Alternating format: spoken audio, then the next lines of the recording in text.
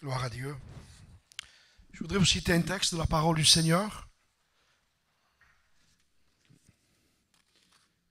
Gloire à Dieu. Voilà, ce matin, nous allons essayer de recevoir, je crois, un conseil, pas de moi, mais un conseil de la parole de Dieu, un conseil de Dieu. Vous savez, les conseils sont toujours très simples. Quand un père donne un conseil à son fils, il n'y a pas de complications. C'est un conseil. Il n'a pas plus de poids, il n'a pas besoin de hausser la voix, il n'a pas besoin de crier. Un père peut donner un conseil à son fils qui est même d'un âge. Il peut lui donner un conseil. Après, ce n'est pas obligatoirement qu'il peut écouter. Vous savez, le souci de Dieu, c'est qu'il sait que c'est pas toujours qu'on écoutera Dieu.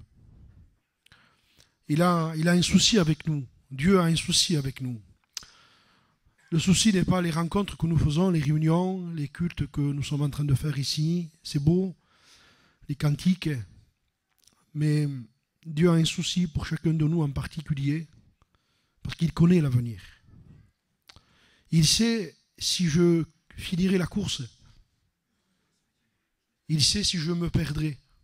Vous imaginez que Dieu sait? Dieu sait si je vais tomber ou pas dans 10 ou 15 ans. Il sait si je ferai un dégât ou pas. Il le sait. Et pourtant, il me fait confiance, il me laisse faire encore. Il me laisse faire. Dieu sait, il le sait. Il ne va pas découvrir ce que tu feras. Hein? Vous avez remarqué quand quelqu'un est tombé, donc nous on le découvre. T'as vu, il est tombé, il est parti, il a fait ci, il a fait ça. Mais Dieu savait déjà. Il sait tout. Donc, pour pouvoir comprendre le cœur de Dieu, il faut se taire, il faut faire silence. Et il faut laisser à Dieu le temps de nous parler. S'il y a beaucoup de bruit dans votre vie, dans votre cœur, si vous parlez beaucoup, si vous prenez de la place, si vous n'avez pas de la crainte, de l'humilité, si vous n'avez pas cet état d'esprit de crainte, d'humilité, de dire Seigneur, je peux me tromper. Hein? Je peux me tromper. Si vous sentez en vous le sentiment de non, je ne me trompe pas, donc déjà nous sommes sur une fausse route. Parce qu'il y a un combat avec nous, vous savez, un combat. Je voudrais vous lire un texte, regardez, un texte qui est assez fort, mais qui est comme un texte d'introduction. Dans le Proverbe 15, verset 25, l'Éternel renverse la maison des orgueilleux. L'Éternel renverse la maison des orgueilleux. Et nous pouvons voir dans la parole de Dieu les exemples d'hommes qui ont prêché, qui ont fait des activités, d'autres étaient des rois, ils avaient une certaine renommée. Mais nous voyons dans les Écritures, quand vous lisez, que vous essayez de plonger ces regards dans la parole, les points, vous voyez, vous savez, l'humilité que Dieu demande dans notre vie n'est pas une humilité devant Dieu. Est-ce que vous avez remarqué comment on prie devant Dieu? Vous l'avez remarqué? Quand vous priez Dieu, comment vous êtes? Hein, il y a presque une façon de faire devant Dieu, une façon même de parler à Dieu qui est différente de ma vie dehors. Et on le dit même, nous on le dit, je m'humilie devant toi. Hein? Je m'abaisse devant toi. Et on croit que l'humilité qu'on doit avoir, c'est pour Dieu. Non. Par exemple, l'amour. Moi je dis, c'est Jean qui dit ça, j'aime Dieu. Et Jean dit, comment tu peux aimer Dieu que tu ne vois pas et tu n'aimes pas ton frère que tu vois? Donc on comprend dans l'enseignement que l'amour, si c'est vrai que j'ai l'amour de Dieu dans mon cœur, Dieu dit, si tu m'aimes, tu aimeras tes frères. Parce que si je dis, moi j'aime Dieu, oui, mais Dieu on ne le voit pas. On peut aimer quelqu'un qu'on ne voit pas.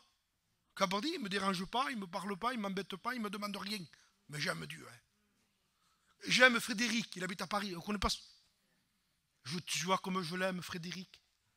Mais qui c'est Frédéric? Tu le connais toi? Je ne le connais pas, je ne le vois pas. Alors Dieu me dit, heureusement que la parole de Dieu est là, Jean me dit non, il dit si tu m'aimes, il dit, si tu m'aimes, tu dois aimer tes frères. Et Jean va loin, regardez Jean. Comment peux-tu dire que tu aimes Dieu que tu ne vois pas, et tu dis que tu aimes tes frères, tu vois pas, ton frère que tu vois dit que tu l'aimes pas. Alors Jean dit, avec du respect, il dit t'es un menteur. Alors il est important de bien commencer. Il est important, je ne voudrais pas casser l'atmosphère du culte. Hein? Vous n'avez pas ce compris, que des où. Mais la parole de Dieu est un avertissement pour notre vie. Vous savez, le temps passe, nous prenons de l'âge, tous, et je réfléchis, j'analyse, je me regarde, et je veux avoir un regard. Je demande à Dieu un regard profond sur mon cœur, sur ma vie. On peut analyser les autres, regarder les autres, mais chacun de nous nous présenterons devant Dieu, chacun pour soi. Pour soi. Vous savez, dans une église, je suis le pasteur de l'église, il y a des choses que peut-être ils ne changeront jamais. Et le Seigneur me fait comprendre, il y a des choses que tu ne peux pas changer, toi. Je disais au frère dernièrement, si Dieu ne peut pas changer ma vie ou la vôtre, vous ne pourrez pas me changer, vous, moi. Si Dieu ne me change pas, moi.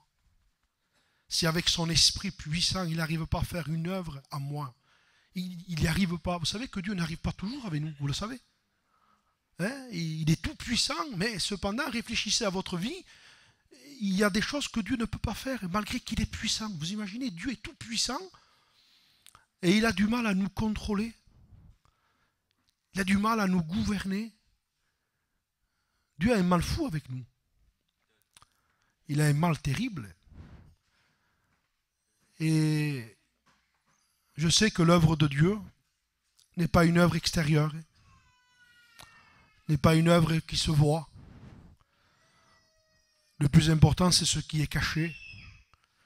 Le plus important, c'est ce qui est dans le secret. Et je sais que Dieu connaît, il sait. Il connaît ma vie. Il sait comment je bâtis. Il connaît mon cœur. Et après les réflexions de ce que j'analyse dans ma vie autour de moi, dans des rencontres de pasteurs aussi, des rencontres, des réunions, ce que je vois.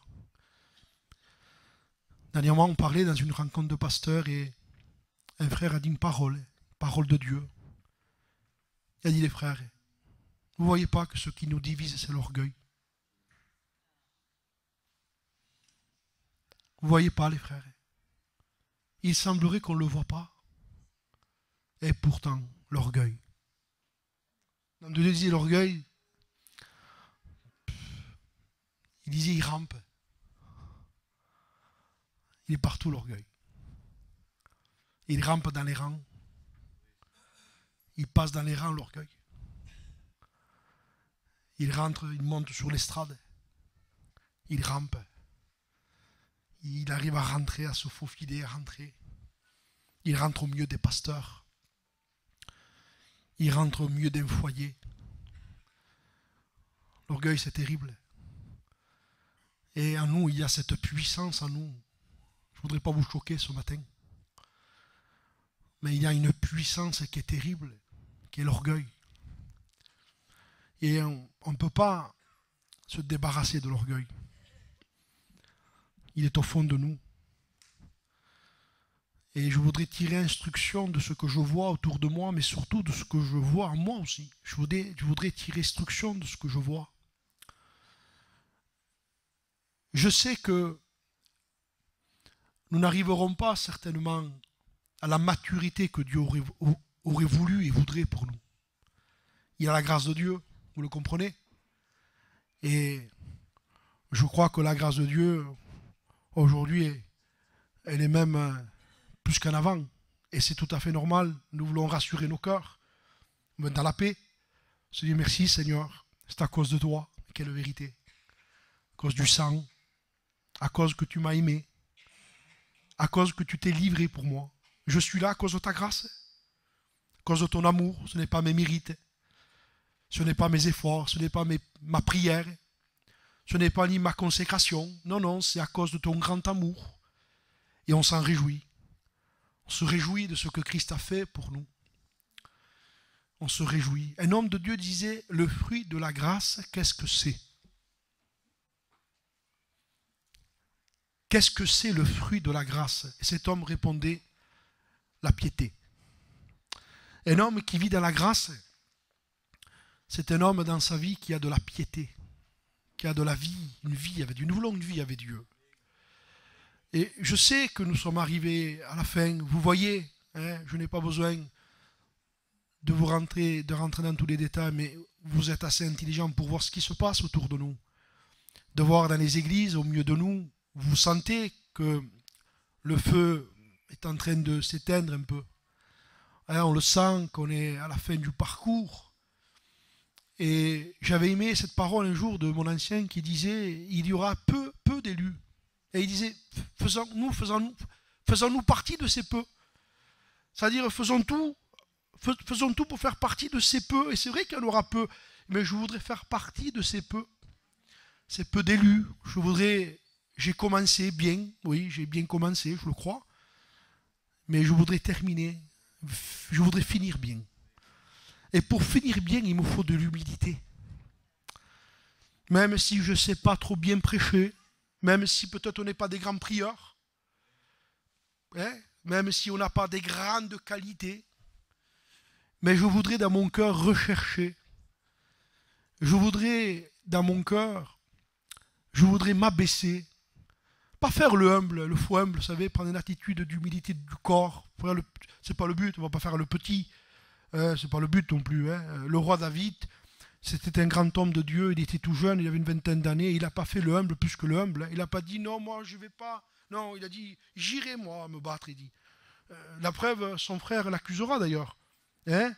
Donc aujourd'hui, celui qui a quelque chose de Dieu, qui veut faire quelque chose pour Dieu, il peut être traité d'orgueilleux, vous savez. Dire il est en avant, lui, il veut faire, il veut aller. Bon, ben ça, on ne peut pas éviter. Excusez-moi, mais on ne peut pas éviter les Eliab dans les églises. Des Eliab dans les églises, il y en a plein. Et Eliab a accusé David. Pourtant, David était un berger avec un cœur extraordinaire. Et en lisant l'histoire de David, ce n'est pas le sujet, hein, mais je me suis posé une question. Comment il a fait pour tuer Goliath? Et je connaissais la réponse. Et le Seigneur, dans mon cœur, comme si quelque chose me disait, c'est parce qu'il était humble. Il était humble. Dieu renverse la maison des orgueilleux. Je voudrais vous lire un texte de la parole de Dieu. Quelques conseils de Dieu. Des conseils pour notre cœur. Pas obligé que vous écoutiez. Hein. On peut écouter, dire, bon, mais si quelqu'un prendrait ce conseil dans son cœur, il dirait, oh, j'en ai besoin de ce conseil. Ça va au salut de mon âme. Et surtout, ça en va pour l'avenir qui arrive, pour les années qui vont arriver, les jours, les mois, les années qui vont arriver, parce que Dieu voit. Hein, je rappelais une fois, je ne sais pas comment vous l'expliquer, un exemple, voilà, je prends cet exemple, voilà, nous, voilà, ça c'est le monde, voilà, et Dieu est là, et Dieu voit. Il voit, il connaît. Et comme il sait ce qui va, vous imaginez, Dieu sait ce qui va arriver. Alors j'ai une crainte dans mon cœur de faire des choses, d'agir, de décider. Et je sais que l'orgueilleux ne sait pas qu'il est orgueilleux. Celui qui est égaré ne sait pas qu'il est égaré. C'est terrible. On ne sait pas. Si je le sais, si je m'aperçois, ça va. Mais si je ne le vois pas, comment je fais? Alors j'ai besoin d'une crainte. J'ai besoin d'avoir de la crainte, de peur de me tromper, de peur d'être peut-être trop tranchant, de peur d'être peut-être trop chancelant.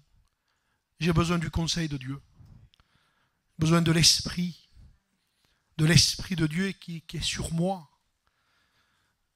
Et si l'Esprit de Dieu est sur nous, Dieu nous gardera. Et c'est une question qu'on peut se poser. L'Esprit de Dieu est-il sur nous? Comme disait la parole du Seigneur, Ils ne savaient pas. Dimanche dernier, il était question de ça, j'étais assis là. Ils ne savaient pas que l'Esprit de l'Éternel s'était retiré de lui. Ils ne le savaient pas. Alors, il y a un passage que j'ai aimé ce matin. C'est de le psaume 119 au verset 67. Voilà ce qu'il dit. Avant d'avoir été humilié, il dit, je m'égarais. C'est fort, hein? Il dit, j'étais en train de m'égarer. J'étais en train de faire certaines choses même pour Dieu. On peut faire des choses pour Dieu et être égaré. Et je sais que s'il n'y a pas de l'humilité dans mon cœur, je ne pourrai pas subsister. Il renverse la maison des orgueilleux. Alors il dit, j'étais en train de m'égarer, de me perdre. Mais comme Dieu tient à moi, parce que Dieu nous aime, alors il dit, Dieu va faire quelque chose.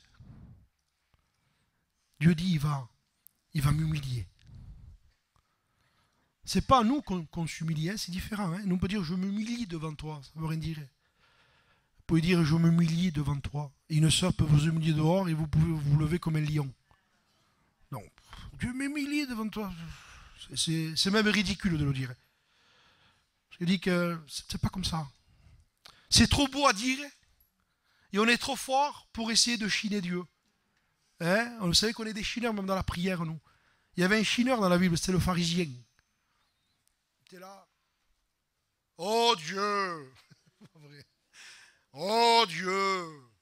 Je te loue de ce que je ne suis pas comme le reste des hommes, qui sont ceci ou cela. Je te loue, oh Dieu. Ouais, ça fait beau. Je te loue, oh Dieu. Je ne suis pas comme lui, ni comme ce publicain. Je ne suis pas comme lui. Je suis meilleur que lui. Et il est dit que le publicain, il n'osait même pas lever les yeux au ciel. Quel cœur! Vous imaginez? Il n'osait même pas lever les yeux au ciel. Et il se frappait la poitrine. Et il disait, sois apaisé. Dans un esprit d'humiliation, un esprit de brisement. Pardon, Seigneur. Sois apaisé. Que dit Jésus? Il dit, celui-là, il partit justifié. C'est pas ce que vous désirerez ce matin? Sortir du culte et être justifié aux yeux de Dieu? Qu'est-ce que c'est un bon culte? C'est que j'ai pris la Sainte Seine et Dieu a justifié donc ma prière, il a agréé ma prière, il a accepté ma louange. Dieu a mis un esprit d'approbation sur moi et Dieu je suis avec toi. Et je veux que Dieu soit avec moi. Je veux que Dieu soit avec toi. Mais comment il peut être avec nous? Dans un état d'esprit d'humilité. Il faut être simple. Il faut être enfant. Et je ne voudrais pas prendre des textes. Vous savez, l'enseignant, je voudrais parler cœur à cœur avec vous. C'est un choix. C'est une décision à prendre chacun de nous. Nous pouvons nous élever. Nous pouvons prendre une attitude d'orgueil. Vous savez, l'orgueil, c'est partout. L'orgueil, c'est pas simplement celui, je voudrais pas, mais je voudrais pas. Je sais pas moi, nous on voit l'orgueil, quelqu'un qui arrive avec une Mercedes, c'est pas ça l'orgueil. Ça, il y avait des frères en Suisse, des grands hommes de Dieu, et ils sont arrivés avec une Mercedes, ils avaient 100 000 euros. Donc, je dis pas que, mais je veux dire, l'orgueil n'est pas que là. On peut être très, très riche, très bien habillé, on peut avoir des biens et avoir un cœur humble, avoir un cœur d'enfant. Vous pouvez prendre quelqu'un qui est aisé, qui est riche, mais qui est chrétien. Et quand vous lui dites quelque chose, il est capable d'écouter, capable de dire c'est vrai, capable de s'abaisser, capable d'être humble. Dieu veut, mes frères. Et je vous prêche, mais je me prêche.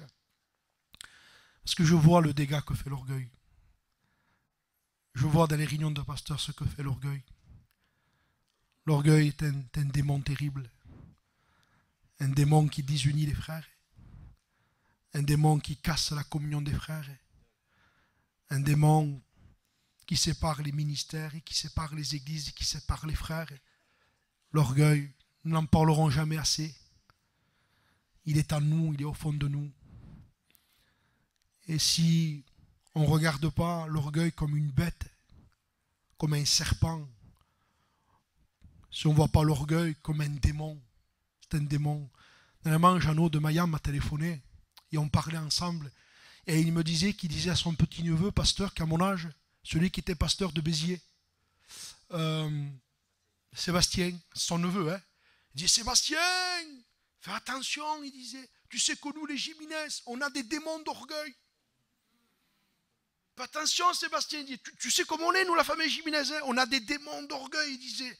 Il me dit, bon, je t'assure, on a des démons d'orgueil, nous. Alors, je disais au petit, fais attention, Sébastien, sois petit, sois simple. Fais attention, Sébastien. Faisons attention. Ah, Seigneur, j'ai envie de pleurer. Je voudrais vous lire un texte très simple. Je ne voudrais pas vous faire un résumé de tout, mais le mot, un mot, un mot. Le Seigneur va s'adresser à Saül. Et il va lui dire cette parole. Saül, lorsque tu étais petit, c'est beau d'être petit. Je vois pour. Regardez la vie de notre maître dans les évangiles. Quelle humilité. Quel exemple pour nous. Vous savez que les apôtres, avec tout le respect que je vous dois, mais comprenez ma prédication. Quand vous lisez les évangiles, les apôtres n'ont pas été au point pendant les 3 ans et demi. Vous lisez la vie des apôtres, ils n'étaient pas au point. Ils ne comprenaient pas même. Ils l'ont compris avec le temps. Mais le Seigneur a voulu les éduquer, les apprendre. Et même des questions s'étaient levées. Regardez, je l'ai là. Regardez, dans l'évangile de Marc. Alors, dans l'évangile de Matthieu, il est dit, Seigneur, qui est le plus grand dans le ciel? Vous le direz ça. Qui est le plus grand dans le ciel? Alors j'ai réfléchi. Qui c'est le plus grand dans le ciel? Moi j'aurais dit Abraham. L'autre aurait dit non, moi mon frère c'est Moïse. Non, chacun donne un peu son avis. L'autre dit pour moi c'est Paul le plus grand. Jésus prit un petit enfant et le plaça. Et là la question elle est beaucoup plus profonde encore. De quoi discutiez-vous en chemin? Quelles sont vos conversations? Ils gardèrent le silence. Car en chemin, ils avaient discuté, parlé, pour savoir lequel d'entre eux était le plus grand. C'est qui le plus grand? Alors Jésus s'assit, appela les 12. Il dit, venez. Alors les 12 se sont approchés de lui. Il leur dit, si quelqu'un veut être le premier,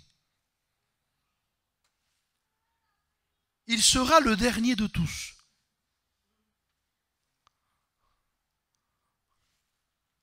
Et le serviteur de tous. Mais c'est ça que j'ai aimé moi. Il prit un petit enfant et le plaça. Et ce mot m'a touché. Parce que pour placer, du seul me faisait comprendre, pour que je puisse te placer, te conduire, te gouverner, il faut que tu sois un enfant. Si je prends Jean-Paul, moi, par la main, je le lève, assis-toi là, je le relève, assis-toi, il va dire, mon frère, qu'est-ce que tu me fais? Je ne suis pas un qui est tout le camion. Comprenez le sens. Mais un enfant, faites-le un enfant. Chiquité, mon fils, dis je la passe à Christophe, le petit se lève. Parce que c'est un enfant. Et Dieu veut nous faire comprendre qu'il faut qu'on soit enfant. Pour que je puisse te placer. Pour que je puisse te conduire. Il dit, sois un enfant. Il prit un enfant et le plaça. C'est-à-dire que Dieu ne peut pas nous placer si on n'est pas enfant. Vous savez qu'il y a des bénédictions qui se sont perdues. Dieu aurait voulu peut-être à certains frères, certaines sœurs, certains peut-être même des jeunes. Dieu peut-être aurait voulu et aurait voulu nous donner beaucoup plus. Il ne peut pas. Vous savez que Dieu a peur de nous. Dieu, s'il nous bénit trop, il a peur. Il nous connaît. Il dit, si je le bénis, si je lui donne, son cœur va s'élever. Il est dit qu'un homme de Dieu, son cœur s'éleva pour le perdre. Donc il faut faire attention. Parce qu'il y a de l'orgueil. On a besoin de la grâce de Dieu sur nous. Alors il dit, cet homme, avant d'avoir été humilié, il dit, je m'égarais. Et c'est facile, mes frères. Facile.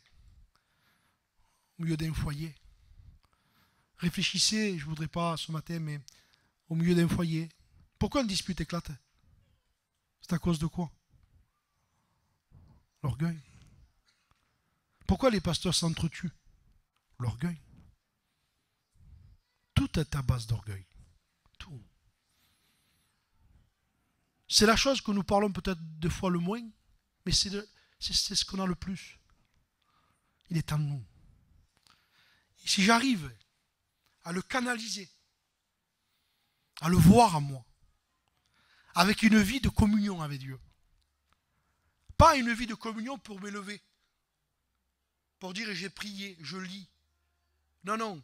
Avoir une vie avec Dieu pour que l'Esprit de Dieu soit sur moi, pour dire Seigneur, garde-moi de l'orgueil. Garde-moi, Seigneur, garde-moi. Et l'homme de Dieu dit, avant d'avoir été humilié, je m'égarais. Et de suite après, il dit, maintenant, regardez comment il dit, maintenant j'observe ta parole. C'est ça le but. Qu'est-ce que c'est le but? C'est d'observer la parole de Dieu. C'est de faire ce que Dieu dit. Et Dieu avait dit à Saül. Je ne voudrais pas revenir sur les détails, mais Dieu avait dit, tu feras ça, Saül. Tu feras ça, tu feras ça. Et vous savez qu'il ne l'a pas fait. Alors Samuel va le voir et lui dit à travers son serviteur, il dit, lorsque tu étais petit. Alors je m'arrête là, je ne vous dis pas le mot d'après. Lorsque tu étais petit. Parce que être petit ne veut pas dire rien faire. Il y en a qui disent, moi, je peux rester une petite. Non, mais c'est pas ça, mon frère. C'est pas ça, c'est de l'orgueil, ça aussi. On peut faire, écoutez-moi bien, mon frère, je suis petit, hein. Moi, je ne témoigne pas, je ne fais rien. Mais c'est pas ça, les frères. Non, on se trompe. On se trompe. C'est pas être petit ne veut pas dire être dans un coin. Voilà ce qu'il dit. Lorsque tu étais petit à tes yeux. C'est-à-dire qu'on peut être très grand aux yeux des autres. On peut être grand. Il y a des serviteurs, je ne voudrais pas citer leur nom, ils sont grands. Ils sont grands. Ils sont dans la mission, ils font un travail, c'est des hommes de Dieu, ils ont un âge. Ils ont prouvé qu'ils étaient grands. Mais quand vous parlez avec eux, eux ils sont petits. Parce que si le texte dit là, lorsque j'étais petit, non, lorsque tu étais petit à tes yeux, ça veut dire comment tu te vois. Et je te pose la question, je me pose, comment nous nous voyons? C'est important, Jean-Paul, ça. Parce que s'il faut être petit pour être grand, ben je te le faire le petit, moi. C'est pas ça. Moi, je prêche pas. Il faut prêcher, personne. Il faut faire la cuite quand même. Ah, il faut faire ce qu'on a à faire. Et on va faire une réunion de 3 frères. Il faut qu'il y ait un frère de qui témoigne. Non, mais c'est pas ça, mes frères, vous vous trompez. C'est pas se mettre au fond, c'est pas ça l'humilité. Non, non, il faut faire le travail que Dieu nous demande. Mais Dieu veut que je me voie. Parce qu'il sait que le combat est avec moi. Il veut que je me voie petit. Et je te pose la question, comment tu te vois, ma soeur? Comment tu te vois, mon frère? Comment je me vois? Seigneur, garde-moi. Garde-moi, Seigneur. Parce que je me vois tellement grand, moi. Je me vois tellement capable. Je me vois tellement intelligent. Je me vois tellement sage. Et j'ai besoin de ton esprit, Seigneur, pour que tu me révèles que je suis petit. Saül, lorsque tu étais petit à tes yeux. C'est-à-dire, Saül, tu sais pourquoi je t'ai choisi? Parce que tu avais un regard sur toi d'humilité. Tu te voyais petit. La preuve, quand je suis venu te chercher, tu t'es caché même derrière les bagages. Tu avais comme une crainte. Pourtant, tu étais grand, tu dépassais tout le monde, tu avais des qualités. Tu étais petit, tu te cachais. Et c'est pour ça que je t'ai choisi. On le tira des bagages. On le mit à la tête. Et au bout de le temps a passé. Vous savez, cet endroit est dangereux. Hein? Il est dangereux, cet endroit. Cet endroit peut devenir dangereux pour un prédicateur. On peut faire du mal avec cet endroit-là. On peut blesser des gens. On peut prendre de l'épée. On peut faire du mal à des frères. Vous savez qu'on peut avoir de l'autorité charnelle. Et vous savez ce que c'est l'autorité charnelle? C'est l'orgueil. Et ça, Dieu nous l'apprend aussi. On peut être une chrétienne ici, ancienne, et on peut avoir de l'autorité charnelle. C'est de l'orgueil, ma soeur. Que vous le vouliez ou pas. Les gens ne vous respecteront pas plus si vous prenez de l'autorité charnelle. Hein. Moi, je dis, moi, je suis le pasteur, il faut m'écouter. Ça ne vient pas de Dieu, on t'écoutera pas. Parce que c'est Dieu qui donne de l'autorité. C'est Dieu qui établit les hommes. Les choses viennent de Dieu. Car ça vient de Dieu. On ne peut pas toucher à quelque chose qui vient de Dieu. Mais on peut avoir de l'autorité charnelle. On peut imposer. On peut être dur. On peut être méchant. Parce qu'on a besoin du feu de Dieu. J'étais en train de veiller, je regardais. Vous savez, je suis observateur, j'étais là. Et je regardais le feu. Et les frères ou quelqu'un a mis un morceau de bois. Mais ça dépassait. Il sortait un peu. Et quelqu'un s'est approché avec la pelle pour essayer de casser ce qui dépassait. Ça n'arrivait pas. C'était dur. Et j'observais. J'étais assis. Et je voyais le feu. Et au bout d'un moment, avec le feu, on n'a pas eu besoin ni de pelle, rien, ni d'un coup. Tout seul, ça s'est fait, clac, ça s'est cassé. Et en regardant, ça me dit, tu as besoin de moi. Tu as besoin du feu de mon esprit. Tu es ce morceau de bois. Tu es dur. Tu es rigide. Tu es orgueilleux. Dieu me connaît. Ah oui, Seigneur, comment je fais alors? Je ne m'en sortirai pas. Garde-moi, Seigneur. Comment je vais faire? Cette bête qui est en moi, Seigneur. Et je sais que le seul moyen, c'est de me mettre devant Dieu. C'est de me tenir devant Dieu. Vous savez ce que c'est la preuve de votre véritable consécration à Dieu? La preuve que vous marchez avec Dieu? Vous savez ce que c'est? C'est que vous avez une vie avec Dieu, c'est que vous êtes sanctifié, vous avez de la sanctification. Et vous savez pourquoi il y a beaucoup de gens n'ont plus de sanctification, n'ont plus de vie avec Dieu? Ce n'est pas une base d'orgueil aussi? On a tellement besoin de lui, mes frères. On a besoin de la grâce de Dieu. Les disputes au milieu de ton foyer, ma soeur, c'est l'orgueil. Tu as d'une parole de trop, tu parles trop. Qu'est-ce qui nous fait parler l'orgueil? Qu'est-ce qui nous fait dire une parole dure à notre compagne des fois? Comme on pique l'orgueil. On a besoin de la grâce du Seigneur. L'orgueil divise. Et en partant dimanche de la rencontre avec les frères à la voiture, j'ai dit, les frères, on a besoin. On a besoin de la grâce de Dieu. Je lui disais, Manel, pourquoi on ne fait pas un petit séminaire entre pasteurs? Entre nous? Pour qu'on puisse prier ensemble. Regarde, Manel. Et j'y faisais montrer les années qui ont passé. Et comment le diable s'était introduit au milieu de nous. Vous savez, il ne faut pas beaucoup de choses pour que le diable casse. Un petit peu d'orgueil chacun, c'est bon. C'est bon. Pas besoin, il n'a pas besoin de beaucoup de choses. Un petit peu, chacun. Un peu de moi, un peu de toi, un peu de lui, ça, c'est fini. Il y en a assez. Il y en a assez, il fera son travail. Il réussira. Il réussira. Parce que s'il n'y a pas de l'humilité, s'il n'y a pas cette recherche de l'humilité, c'est ça qu'on a cherché. On ne doit pas chercher à lire la Bible pour prêcher. On ne doit pas chercher à prier et à épater les gens. On a besoin de chercher de l'humilité. Et que dit la Bible? Dans vos rapports mutuels, soyez remplis d'humilité. Regardez ce que fait l'orgueil. Il me vient un passage.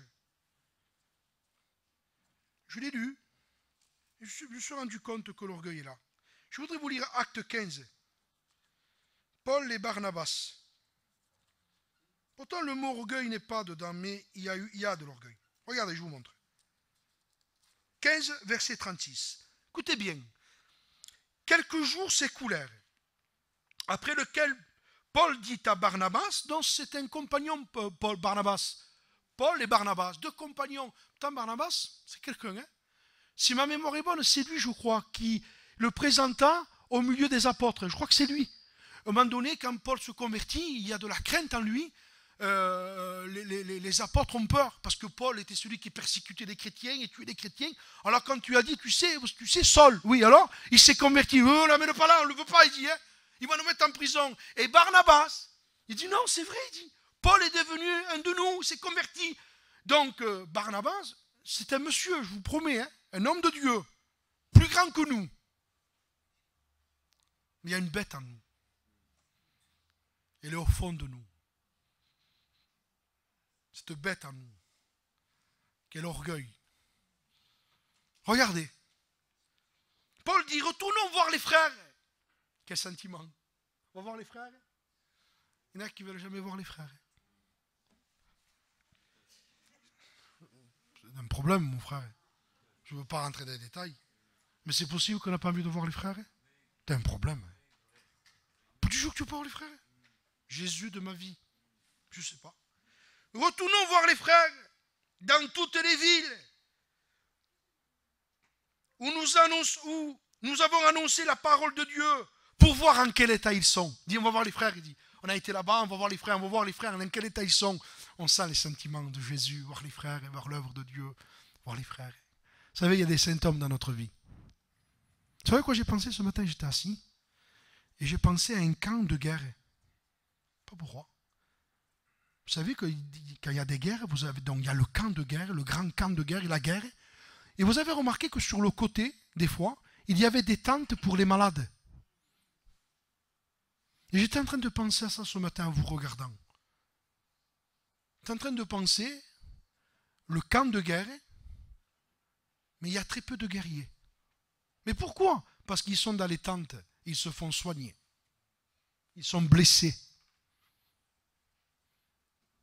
L'autre lui manque un bras, l'autre lui manque une jambe, l'autre n'entend plus, l'autre il a perdu un œil. Ils se font soigner dans les petites tentes. Alors c'est tout à fait normal de vous faire soigner. Parce que Dieu veut soigner. Dieu veut prendre soin de chacun des frères et des sœurs. Mais voyez ce qui se passe. Voyez les... Comment je pourrais dire?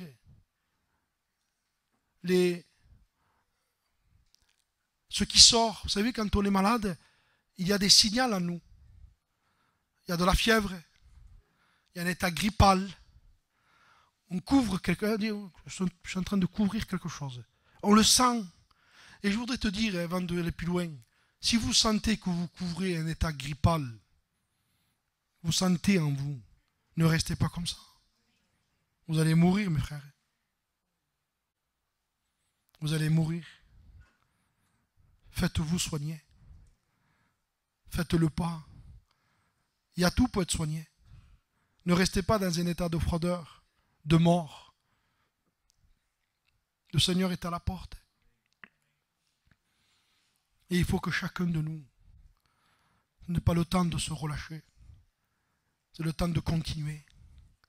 Alors je finis, regardez, je vais terminer. Et voilà ce qui va se passer. Barnabas voulait amener aussi Jean, surnommé Marc, avec lui. Donc Barnabas va prendre une décision. Il y a des décisions qu'il ne faut pas prendre. Surtout quand vous êtes avec Paul. Il faut que chacun sache rester à sa place. Oui. Moi, des fois, je suis avec des frères, des pasteurs, il y a des Pauls au milieu de... Je ne parle pas, moi. Je laisse faire le Paul. Je ne dois pas prendre une place qui n'est pas la mienne. Mais lui, voilà, c'est pas méchant, mais voilà, il a pris de la liberté. Hein, il a pris de la liberté. Je sais pas, il commence à voler un peu. Il vole. Vous voyez? Alors il dit, je vais prendre Marc, moi. Regardez. Mais Paul jugea plus convenable de ne pas prendre avec eux celui qui les avait quittés depuis la Pamphylie, qui ne les avait pas accompagnés dans leur œuvre. Paul jugea plus convenable, avec beaucoup de sagesse, de doigté certainement. Il lui dit, je ne ferai pas comme ça moi. Ce dissentiment fut assez vif pour qu'ils se séparèrent l'un de l'autre. C'est rien. Alors rien. Un peu d'orgueil. Et je sais que c'est ça. C'est un peu d'orgueil qu'il y a eu là. Ce dissentiment a été assez vif. Il a été vif, vraiment qui se biou. Pour qu'ils se séparèrent l'un de l'autre. Je vous dis, l'orgueil nous sépare. Nous sépare des frères. Nous sépare des ministères. L'orgueil sépare, casse, brise. Et regardez.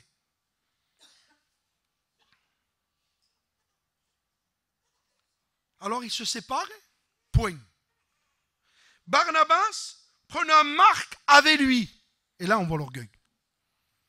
Barnabas prenant Marc avec lui. C'est-à-dire, écoute, tu dis, toi tu fais que décider. Maintenant c'est moi qui prends la décision de le prendre. Je le prends. Voilà comment je vois la chose. Barnabas prit Marc avec lui. Je décide, moi je le fais. Et voilà ce qui va se passer. D'accord, dit Paul. Tu décides, tu veux le prendre, fais comme tu veux. Et il s'embarqua pour l'île de Chypre.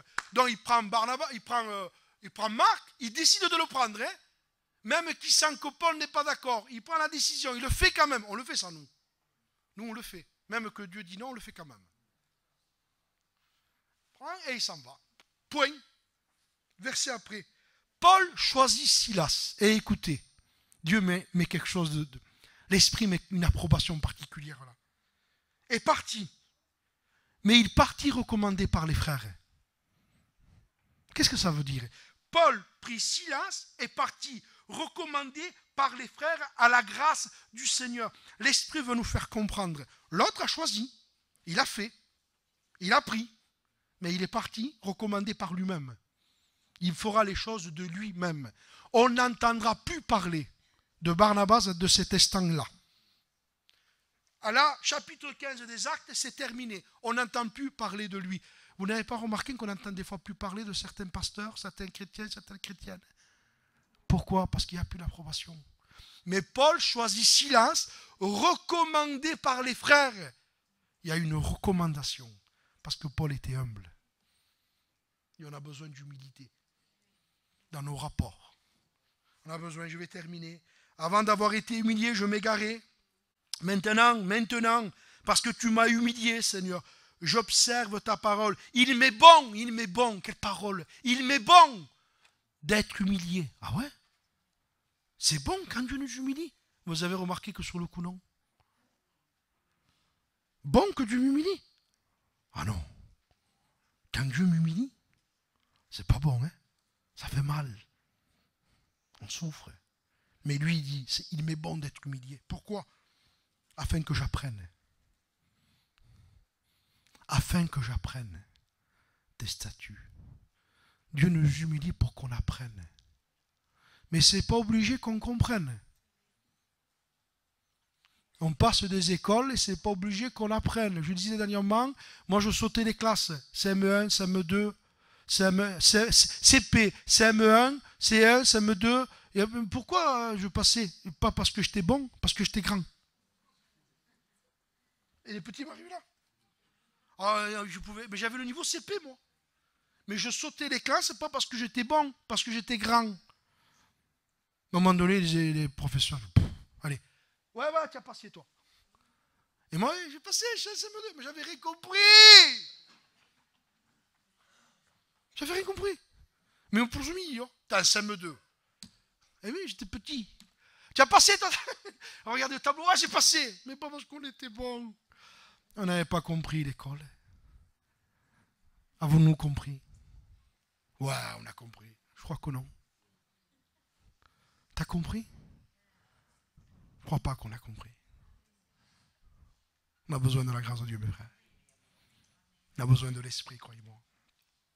Afin que j'apprenne tes statuts. Et je voudrais vous lire le dernier verset. Je ne voudrais pas m'étendre. Il y aurait tellement de choses à dire. Souviens-toi de tout le chemin que l'Éternel t'a fait faire pendant 40 ans, afin de t'humilier et de t'éprouver pour savoir quelles étaient les dispositions de ton cœur, si tu gardais ou non ses commandements. Il t'a humilié, il t'a fait souffrir afin de t'apprendre. Voilà le but de Dieu. Il t'a humilié, il t'a fait souffrir, il permet des choses, il permet des frictions, une sœur, un frère, il permet un pasteur qui t'humilie. Il fait ce qu'il veut. Parce qu'il veut nous apprendre. On ne me fait pas cas. Oh mais ouais, peut-être ça vient de Dieu. Et toi tu ne le comprends pas. Il n'y a personne qui me fait cas dans cette église. Mais peut-être ça vient de Dieu qu'on ne te fait pas cas. Mais le principal c'est Jésus.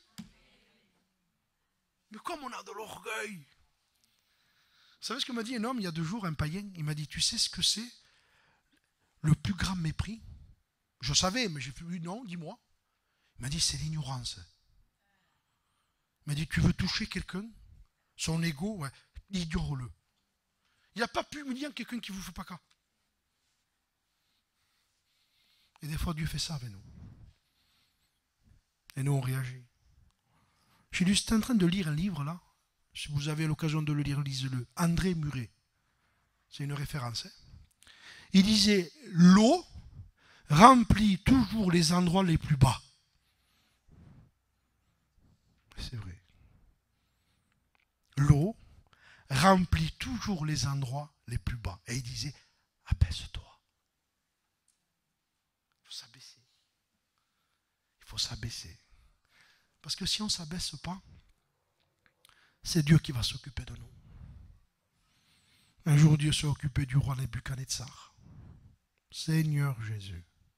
Un jour, un frère, je peux le dire parce qu'il a témoigné, sans je ne l'aurais pas dit, c'est Jeannot de Méan. Il dit qu'un jour, il est tombé dans un grave problème. Ça a duré 4 ou 5 ans, mais un gros problème. Et un jour, il a été voir un psychiatre. Il a beaucoup souffert. Et en parlant avec lui, le psychiatre lui a dit, vous savez pourquoi vous souffrez, monsieur Jimenez? Je vous le ferai dire qu'elle viendra. Il dit, parce que vous avez de l'orgueil. Il m'a dit, quand il m'a dit ça, ce paillou, j'ai failli tomber. Comment vous pouvez répéter, docteur? Il dit, parce que vous avez de l'orgueil, c'est pour ça que vous passez par là. Parce que Dieu humilie ses serviteurs. Dieu nous humilie. Dieu veut nous casser. Dieu veut qu'on ne fasse pas de bruit. Tu fais trop de bruit, ma soeur. Mais je prie. C'est ça le problème. Il est là le problème. Et l'évangile, c'est lui. C'est pas nous. C'est gênant, un orgueilleux. J'ai eu l'occasion de... C'est gênant, Jean-Paul.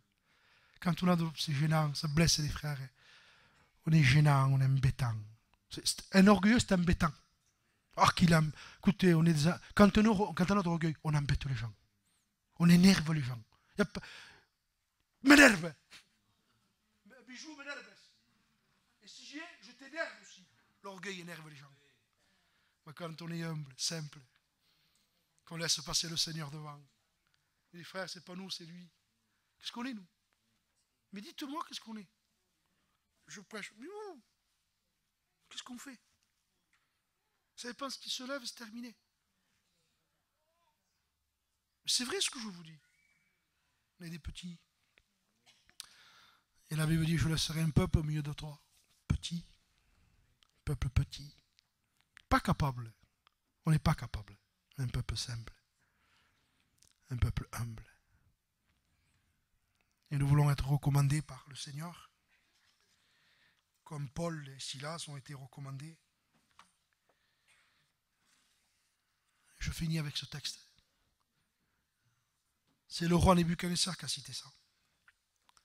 Après avoir passé du temps, des tempêtes, le temps me manquerait pour vous parler encore. La tempête de Paul, le bateau. Et Paul dira au centenier, ô homme, il fallait m'écouter et ne pas partir de Crète. Je vous l'avais dit Paul. Mais vous savez, Paul, ce que j'aime en lui, c'est que son autorité, sa puissance, l'homme de Dieu qu'il est, même qu'on ne l'écoute pas, il ne boude pas. Si c'est moi, Paul, mon Père céleste, vous ne m'écoutez pas à moi? Moi qui ai les 5 ministères, les 9 dons. Oh, pas de mot. Il dit, il fallait m'écouter, homme. Mais regardez l'humilité de cet homme. Comme vous m'écoutez, Jean-Paul, tu ne m'écoutes pas moi. Jean-Paul, j'ai 5 ministères, moi. J'ai 9 dons, mon frère. Je te regarde, je sais tout ce que tu fais. C'est ça, Paul. 9 dons. Il a une humilité. Regardez, je vous lis, c'est lui qui dit ça. Je termine, hein. Je termine avec ce monsieur, regardez. Regardez. Oh Dieu, notre Père. Regardez ce qu'il dit. Je vous exhorte donc, moi, le prisonnier dans le Seigneur, à marcher d'une manière digne à la vocation qui vous est adressée, en toute humilité. Et il dira dans le livre des Actes, j'ai servi le Seigneur en toute humilité. En toute humilité et douceur. Avec patience. Oh, chose. Humilité, douceur, patience. Et vous savez pourquoi nous on n'est pas doux, patient? Parce qu'on n'a pas d'humilité. Vous avez de l'orgueil, de la haine. Ça va ensemble, ça. Vous avez de l'humilité, de l'amour. Humilité, amour. Orgueil, haine. Orgueil, pas doux. Méchant, dur, fracassant, blessant, tranchant. Humilité, douceur. Patience. Et vous voyez ce qu'il dit? Vous supportant les uns les autres. Parce que pour se supporter, il faut de l'humilité. Un orgueilleux ne supporte rien. Un orgueilleux ne supporte pas ses frères. Une orgueilleuse ne supporte pas ses sœurs. Elle ne supporte rien, une orgueilleuse. Et je voudrais te dire, si tu as de l'orgueil, ma petite sœur, tu ne resteras pas ici. Parce que Dieu te mettra dehors. Eh oui, parce que Dieu renverse la maison des orgueilleux. Vous savez ce que dit un psaume? Il dit, ces orgueilleux, il dit, je les maudis. Il dit, vous supportant. Quelqu'un de me supporte. Vous supportant les uns aux autres avec amour. Et écoutez ce qu'il dit. Vous efforçant de conserver l'unité de l'esprit. Quelqu'un qui recherche l'humilité, il s'efforce. Il veut garder le contact. Parce que regardez, il y a un petit souci avec Jean-Paul. Mais Dieu me dit, sois humble. Ça va maintenant. Alors, je vais derrière. Je l'appelle. Le téléphone, il ne me répond pas. Il est un peu agacé, il s'énerve. Et je sais pas moi. Il ne me répond pas. Et j'y vais. Je vais à la maison. Je vais à la maison et il ne me fait pas cas. Il regarde le plafond. Alors j'y revais. L'humilité me pousse, m'efforce à garder l'unité des frères. J'ai de l'orgueil, je fais comme lui. Et j'ai dit l'autre fois aux frères, je termine avec ça. On était quelques prédicateurs, et il y avait des anciens avec nous, je ne dirai pas leur nom. Et c'est vrai que quelque chose s'est levé. Et ce qu'ils revendiquaient était la vérité. C'est vrai. Et j'ai dit à un serviteur de Dieu, j'ai dit, mais mon frère, tu ne veux pas mettre lui avec toi quand même? Ton mal de oi. Mais tu sais qui tu es toi? Mais mon frère, tu sais qui tu es toi? Comment? Alors il t'appelle pas, tu l'appelles pas. Il te fait pas cas, tu fais pas cas. J'ai dit, mais mon frère, mais toi, mais t'es pas ça toi? Mais tu sais qui tu es, toi? Je dis, non, t'as raison, s'il te plaît. Pas comme ça.